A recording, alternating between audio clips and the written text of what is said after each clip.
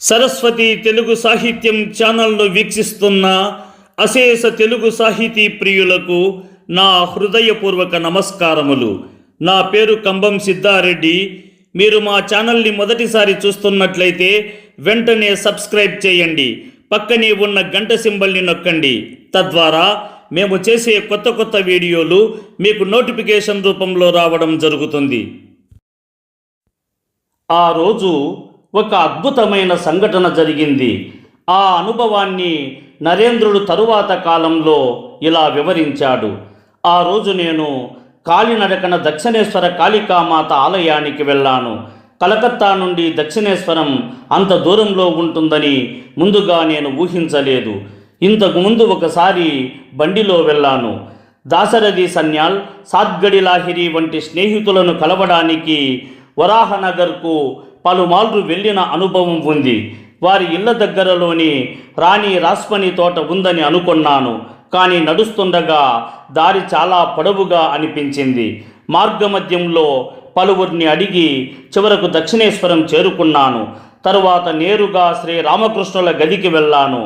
ఆ సమయంలో ఆయన చిన్న మంచంపై లోపల తానై కూర్చొని ఉన్నారు. అక్కడ ఇంకెవ్వరూ లేరు. నన్ను గమనించగానే ఎంతో ఆనందంతో పిలిచి తన మంచంపై ఒక పక్కన కూర్చోమన్నారు. నేను అలాగే కూర్చున్నాను. ఆయన ఒక విచిత్రమైన భావస్థితిలో ఉండి ఏదో గుసగుసగా మాట్లాడుతూ నన్ను ఏకాగ్రంగా చూశారు. క్రమంగా నా వైపునకు నెమ్మదిగా జరగసాగారు. ఆ రోజు జరిగిన విధంగానే ఇవాళ కూడా ఏదో అసాధారణంగా జరిగేలా ఉన్నది అని నాకు అనిపించినది. అంతలోనే ఆయన దగ్గరగా వచ్చి తన యొక్క కుడి పాదమును నా మీద ఉంచారు. వెంటనే నాకు ఒక ఆశ్చర్యకరమైన అనుభూతి కలిగింది. నా కళ్ళు తదేకంగా విప్పార్చి తెరుచుకునే ఉన్నాయి. కానీ అక్కడి గదిలోని ఆ వస్తువులన్నీ గోడలతో పాటు తిరుగుతూ కనుమరుగవుతున్నట్లు అనిపించింది. చుట్టూ ఉన్న ప్రపంచమంతా, అంతేకాదు నేను అనే భావన కూడా ఒక పెద్ద శూన్యంలో లయమవుతున్నట్లు అనిపించింది. ఈ అనుభవం నాలో తీవ్రమైన భయాన్ని కలిగించింది. నేను అనే భావన లేకపోవడం అంటే ఇదే మరణమా, అదే నా ముందుంది అని అనిపించింది. ఆ భయాన్ని తట్టుకోలేక, అయ్యా మీరు నాతో ఏమి చేస్తున్నారు, నాకు తల్లిదండ్రులు ఉన్నారు అని అరిచాను. అది విన్న ఆయన పెద్దగా నవ్వి నా ఛాతిపై తన చేతిని ఉంచి స్పృశిస్తూ, సరే ఇంతకే చాలును, అన్నీ ఒక్కసారిగా కాదు, సమయం వచ్చినప్పుడు జరుగుతాయి అని అన్నారు. ఆయన అలా చెప్పగానే ఆ అద్భుత అనుభవం వెంటనే అదృశ్యమైపోయింది. నేను మళ్ళీ సాధారణ స్థితికి వచ్చాను. గది లోపల బయట ఉన్న అన్ని వస్తువులు మునుపటిలాగే కనిపించాయి. ఈ సంఘటనను పూర్తిగా వివరించడానికి నాకు చాలా సమయం పట్టింది. అయితే నిజానికి ఇవన్నీ కేవలం 1-2 క్షణాల వ్యవధిలోనే జరిగిపోయాయి.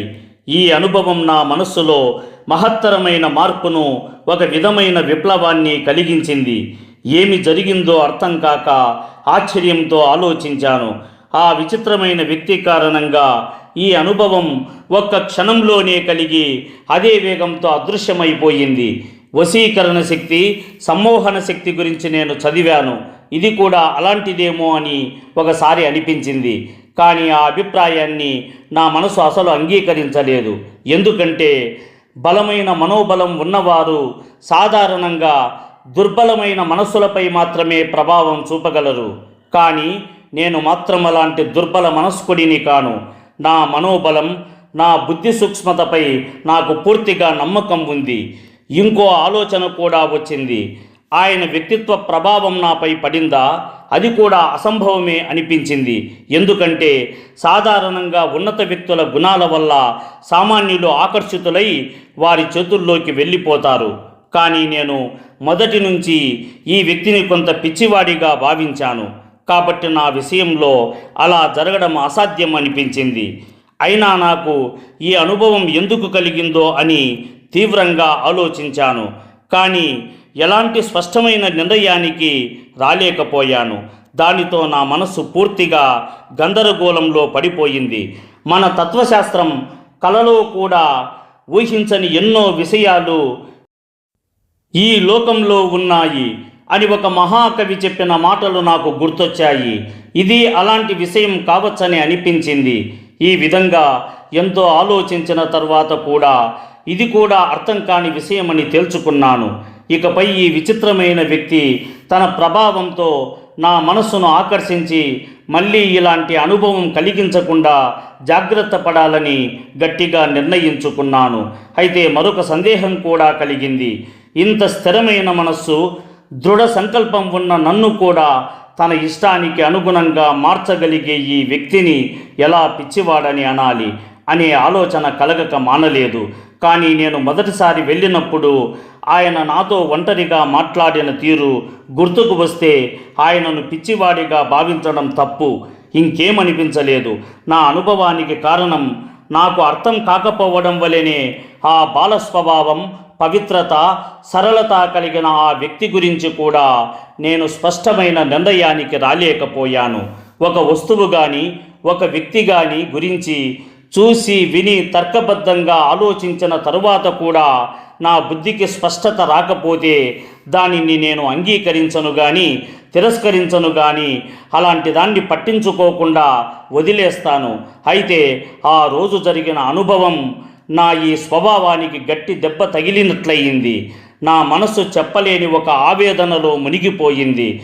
అందువల్ల ఆ ఆశ్చర్యకరమైన వ్యక్తి స్వభావం ఏమిటి, ఆయనలో ఉన్న శక్తి ఏమిటి అన్నది ఏ విధంగానైనా తెలుసుకొని నిజాన్ని బయట పెట్టాలని నేను దృఢంగా నిర్ణయించుకున్నాను. ఇలా ఎన్నో ఆలోచనలు, నిర్ణయాలతో ఆ రోజు గడిచింది. ఆ సంఘటన తరువాత శ్రీరామకృష్ణులు పూర్తిగా మారిపోయినట్లుగా నాకు అనిపించింది. ఎంతో ప్రేమతో, ఆప్యాయతతో తినుబండారాలు స్వయంగా నా చేతికి అందించి తినిపించారు.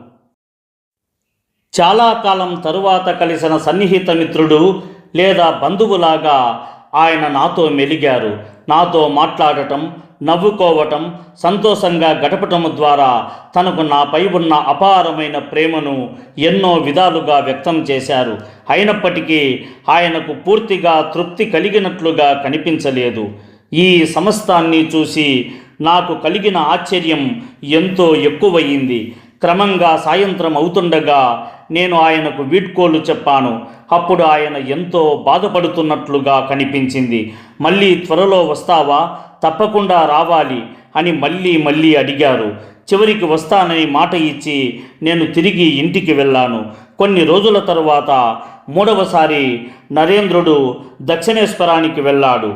అప్పటికి శ్రీరామకృష్ణుల మహత్తరమైన శక్తి గురించి కొంత అవగాహన పొందిన నరేంద్రునిలో ఆయనను పూర్తిగా గ్రహించాలనే ఆసక్తి మరింతగా పెరిగింది. ఏదైనా విషయం తెలుసుకోవాలనే తపన అతనిలో కలిగితే తిండి, దుస్తులు, విశ్రాంతి వంటి విషయాలన్నీ అతనికి అప్రధానంగా మారిపోతాయి.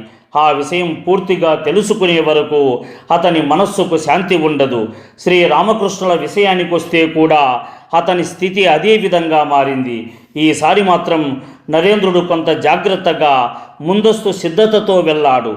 రెండోసారి జరిగినట్లుగా మళ్ళీ ఏదైనా జరిగిపోకూడదని గట్టి నిర్ణయంతో ఉన్నాడు. కానీ ఈసారి అతను అసలు ఊహించని విధంగా ఒక అనుభవం ఎదురయ్యింది. ఆ రోజు దక్షిణేశ్వరంలో ఎక్కువ రద్దీ ఉండటంతో శ్రీరామకృష్ణ పరమహంస గారు నరేంద్రనాథ్ దత్తాను సమీపంలోని యదుమల్లిక్ ఉద్యానవనానికి తీసుకువెళ్లారు. యదుమల్లిక్ అతని తల్లి శ్రీరామకృష్ణుల పట్ల అపారమైన భక్తి ప్రపత్తులు కలిగిన వారు. వారు ఇంట్లో లేకపోయినా శ్రీరామకృష్ణులు వచ్చిన సందర్భంలో ఆయన కూర్చోవడానికి ఒక గదిని ఎప్పుడూ సిద్ధంగా ఉంచమని పనివారికి ముందుగానే చెప్పి ఉంచేవారు. ఆ ఉద్యానవనంలో కొంతసేపు నరేంద్రునితో నడుచుకుంటూ అనేక విషయాలపై శ్రీరామకృష్ణులు చర్చించారు. తరువాత ఇద్దరూ ఆ గదిలోకి వెళ్ళి కూర్చున్నారు. కొద్దిసేపటికి శ్రీరామకృష్ణులు భావ పారవస్యంలో లీనమయ్యారు. ఈ సంఘటనను కొంత దూరం నుండి నరేంద్రుడు జాగ్రత్తగా గమనిస్తున్నాడు. అప్పుడు ఆ పారవస్య స్థితిలోనే శ్రీరామకృష్ణులు అకస్మాత్తుగా నరేంద్రుని దగ్గరకు వచ్చి అతడిని స్పృశించారు. నరేంద్రుడు ఎంతో అప్రమత్తంగా ఉన్నప్పటికీ ఆ స్పర్శ ప్రభావంతో తన బాహ్య స్మృతిని పూర్తిగా కోల్పోయాడు. ఇది అతనికి ముందెన్నడూ కలగని అనుభవం. కొంతసేపటి తర్వాత మళ్ళీ స్పృహలోకి వచ్చినప్పుడు శ్రీరామకృష్ణులు చిరునవ్వుతో అతని ఛాతీని స్నేహపూర్వకంగా నిమురుతూ కనిపించారు. ఏం జరిగిందో నరేంద్రునికి స్పష్టంగా అర్థం కాలేదు. బహుశా ఆ అనుభవాన్ని అతడు వెంటనే గ్రహించాల్సిన అవసరం లేదని శ్రీరామకృష్ణులు భావించి ఉండవచ్చు. అయితే ఆ పవిత్ర స్పర్శ వల్ల నరేంద్రుని మనసులో గణనీయమైన మార్పు చోటు చేసుకుంది. అప్పటి వరకు ఆయనను పిచ్చివాడిగా భావించిన నరేంద్రుడు ఆ తరువాత ఆయనను స్వార్థపరులు, కామవాంఛనాలకు బానిసలైన వారి మధ్య జీవిస్తూ కూడా నిర్మలమైన బుద్ధి కలిగిన మహనీయునిగా గుర్తించాడు. అయినప్పటికీ జరిగిన ఆ సంఘటనల గూఢార్థం అతనికి ఇంకా పూర్తిగా అర్థం కాలేదు. మొత్తానికి శ్రీరామకృష్ణుల గురించి నరేంద్రుడు స్పష్టమైన నిర్ణయానికి రాలేకపోయాడు. ఆయన గురించి పూర్తిగా అవగాహన కలిగేంత వరకు ఆయన చెప్పిన విషయాలను అంగీకరించడానికి తన తర్కబుద్ధి సిద్ధపడలేదు. అందువల్ల ఆయన పట్ల ఆకర్షణ ఉన్నప్పటికీ కొంత దూరాన్ని పాటించాలనే భావనతోనే ఉండేవాడు. ఇదిలా ఉండగా నరేంద్రుని జీవితం సాధారణంగా ఎలాంటి పెద్ద మార్పులు లేకుండా కొనసాగింది. కళాశాలకు కూడా హాజరయ్యాడు. ఇంటిలో కూడా పాఠ్యాంశాలను చదవనారంభించాడు. ప్రతి ఆదివారం బ్రహ్మ సమాజ సమావేశాలకు కూడా హాజరయ్యేవాడు. మిత్రులతో కలిసి గడిపి వివిధ వినోద కార్యక్రమాల్లో పాల్గొంటూ తన రోజువారీ జీవనాన్ని కొనసాగించాడు. అదే సమయంలో అతని అంతరంగ జీవితం మరింత లోతుగా, గంభీరంగా మారింది. ప్రశాంతత నిండిన రాత్రులలో అతడు గంటల తరబడి ధ్యానంలో లీనమవుతూ యోగ సాధనలను ఆచరించేవాడు. కళ్ళలోంచి నీళ్లు దారలుగా కారుతూ చెంపల మీదుగా జారిపోతుండగా అతడు అపారమైన ఆర్తితో భగవంతుణ్ణి వేడుకునేవాడు. నరేంద్రుడు ప్రతిసారి వచ్చినప్పుడు శ్రీరామకృష్ణుడు అతనిపై ఏదో ఆధ్యాత్మిక ప్రభావం చూపాలని ప్రయత్నించేవారు. అయితే నరేంద్రుడు అప్పుడప్పుడు అందుకు సిద్ధంగా లేకపోవడం కానీ, తన స్వభావం వల్ల ఆ అనుభవాన్ని అంగీకరించకపోవడం కానీ జరిగేది. ఈ పరిణామాలన్నీ ఒక విచిత్రమైన రహస్యంలా, అర్థం కాని ప్రహేళికలా కనిపించేవి. ఇదంతా ఎందుకు జరుగుతుందో తెలుసుకోవాలంటే శ్రీరామకృష్ణులు పొందిన 2 దివ్య దర్శనాలను అవగాహన చేసుకోవాలి. ఆయన సాధారణ వ్యక్తి కాదు, ఒక ప్రత్యేక సందేశంతో భూమిపై అవతరించిన అవతార పురుషుడు. అలాంటి మహాత్ముడికి సహకరించేందుకు నిత్య ముక్తులు కూడా మనుష్యులుగా జన్మిస్తారని చెప్పబడింది. వారు ఎవరో ఆయన వెంటనే గుర్తించగలిగేవారు. ఈ లోకంలో తన ఆధ్యాత్మిక సందేశాన్ని విస్తరింపజేసి ధర్మస్థాపనలో ముఖ్య పాత్ర పోషించబోయేది నరేంద్రుడేనని శ్రీరామకృష్ణులు గ్రహించారు. అతనికి సంబంధించిన కొన్ని దివ్య దృశ్యాలు ఆయనకు దర్శనమయ్యాయి. వాటిలో ఒక దృశ్యంలో సమాధి స్థితిలో ఉన్నప్పుడు ఆయన మనస్సు జ్యోతిర్మయమైన లోకాల గుండా పైకి ప్రయాణించింది. సూర్యుడు, చంద్రుడు, నక్షత్రాలతో కూడిన ఈ స్థూల ప్రపంచాన్ని దాటి అది సూక్ష్మమైన భావమయ జగత్తులో ప్రవేశించింది. ఆ లోకాల్లో ప్రయాణిస్తూ ఉండగా ఇరువైపులా అద్భుత సౌందర్యంతో కలకలలాడే దేవమూర్తులు కనిపించాయి. మరింత పైకి చేరుకున్నప్పుడు ఖండ జగత్తు మరియు అఖండ జగత్తును వేరు చేసే ప్రకాశవంతమైన ఒక వెలుగురేఖ కనిపించింది. దానిని దాటి ఆయన చైతన్యం అఖండ స్థితిలోకి ప్రవేశించినది. ఆ ప్రాంతంలో రూపరహితత్వమే ప్రధానంగా ఉండేది. అక్కడ దేవతలు సైతం ప్రవేశించడానికి వెనుకంజ వేయాల్సిన స్థితి కనిపించింది. అయితే ఆ దివ్య స్థితిలో అపారమైన తేజస్సుతో కాంతివంతంగా కనిపిస్తున్న సప్తర్షులు సమాధిలో మునిగిపోయి ఉన్నారని ఆయన చూశారు. వారి జ్ఞానం, ప్రేమ, త్యాగం దేవతల కన్నా ఉన్నతంగా అనిపించింది. వారిని సాధారణ మానవులతో పోల్చడం అసాధ్యమని ఆయనకు స్పష్టంగా అనిపించింది. ఆ సప్తర్షుల మహిమ గురించి నేను లోతుగా ఆలోచిస్తున్న సమయంలో ఆ అనంత విశ్వంలో విరాజిల్లుతున్న దివ్య తేజస్సులో కొంత భాగం ఘనీభవించి ఒక అద్భుతమైన దివ్య శిశువుగా రూపుదిద్దుకుంటున్నట్లు నాకు దర్శనమిచ్చింది. ఆ శిశువు నెమ్మదిగా ఒక ఋషి వద్దకు చేరి తన మృదువైన చేతులతో ఆయన మెడను ఆలింగనం చేస్తూ మధుర స్వరంతో పిలిచి ఆయనను సమాధి స్థితి నుండి మేల్కొల్పేందుకు ప్రయత్నించింది. ఆ కోమల స్పర్శతో ఆ ఋషికి మెలకువ వచ్చి అర్ధ నిమీలిత నేత్రాలతో ఆ దివ్య శిశువును దర్శించాడు. ఆ శిశువును చూసిన తక్షణమే ఆయన ముఖంలో వ్యక్తమైన ఆనందాన్ని గమనించి వారిద్దరి మధ్య అనుబంధం నిత్యమైనదని నాకు అనిపించింది. ఆ దివ్య శిశువు పరమానందంతో నేను వెళుతున్నాను, నువ్వు నాతో రావాలి అని ఆ ఋషిని ఆహ్వానించింది. ఆ మాటలకు ఆయన వాచాలంగా స్పందించకపోయినా ఆయన ప్రేమతో నిండిన చూపే తన సమ్మతిని వ్యక్తం చేసింది. అనంతరం ఆయన మళ్ళీ సమాధిలోకి లీనమయ్యాడు. ఇదంతా నేను ఆశ్చర్యంతో వీక్షిస్తుండగా ఆ ఋషి యొక్క మనోభావాలలో కొంత భాగం దివ్య కాంతిగా మారి భూమి వైపు అవతరించసాగింది. తరువాత నరేంద్రుడిని తొలిసారి దర్శించినప్పుడు ఆ ఋషియే అతడని నేను గ్రహించాను. ఇక రెండవ దృశ్యం, నరేంద్రుడు జన్మించిన సమయంలో శ్రీరామకృష్ణులు ఒక విశేష దర్శనాన్ని పొందారు. ఆ సమయంలో కాశీ నుండి ఒక ప్రకాశవంతమైన దివ్యకాంతి బయలుదేరి కలకత్తాలో అవతరించినట్లు ఆయనకు అనుభవం అయ్యింది. నా ప్రార్థనలు ఫలించాయి. నాకు చెందిన అతడు తప్పకుండా ఒకరోజు ఇక్కడికి వస్తాడు అని ఆనందభరితుడై ఆయన ఉల్లాసంగా నృత్యం చేశారు. తరువాత శ్రీరామకృష్ణులు మరియు నరేంద్రుల తొలి సమావేశాన్ని పరిశీలిస్తే సురేంద్రుని గృహంలో కలిసిన తక్షణమే శ్రీరామకృష్ణులు అతడిని గుర్తించారు. ఆ సందర్భంలో ఆయన నరేంద్రుని శరీర నిర్మాణాన్ని, లక్షణాలను జాగ్రత్తగా పరిశీలించారు.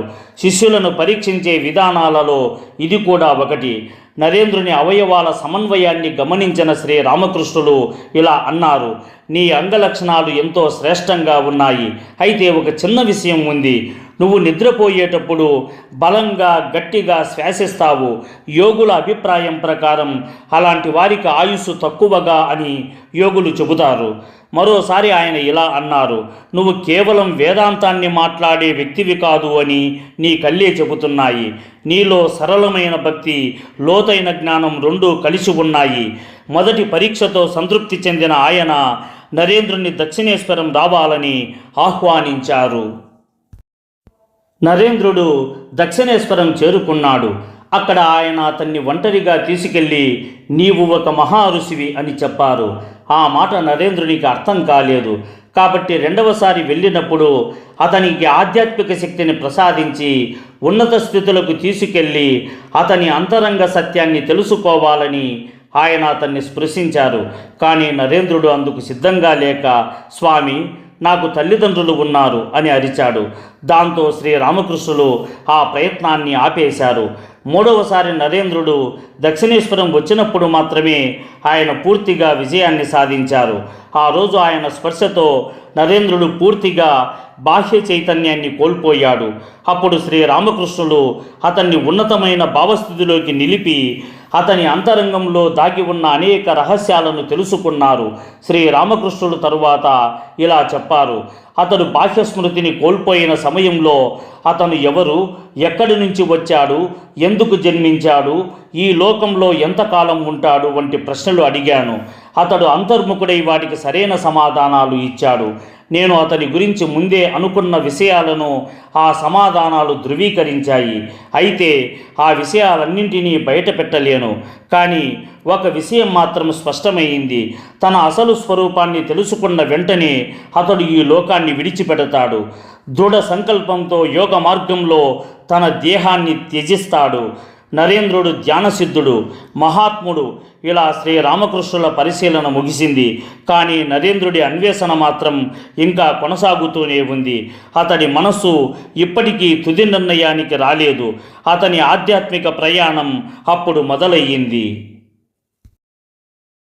ఈ వీడియోని లైక్ చేయండి, షేర్ చేయండి. ఈ వీడియోపై మీకున్న అభిప్రాయాన్ని కామెంట్ సెక్షన్లో కామెంట్ చేయండి. ఈ వీడియో చూసిన సాహితీ ప్రియులందరికీ నా హృదయపూర్వక ధన్యవాదములు.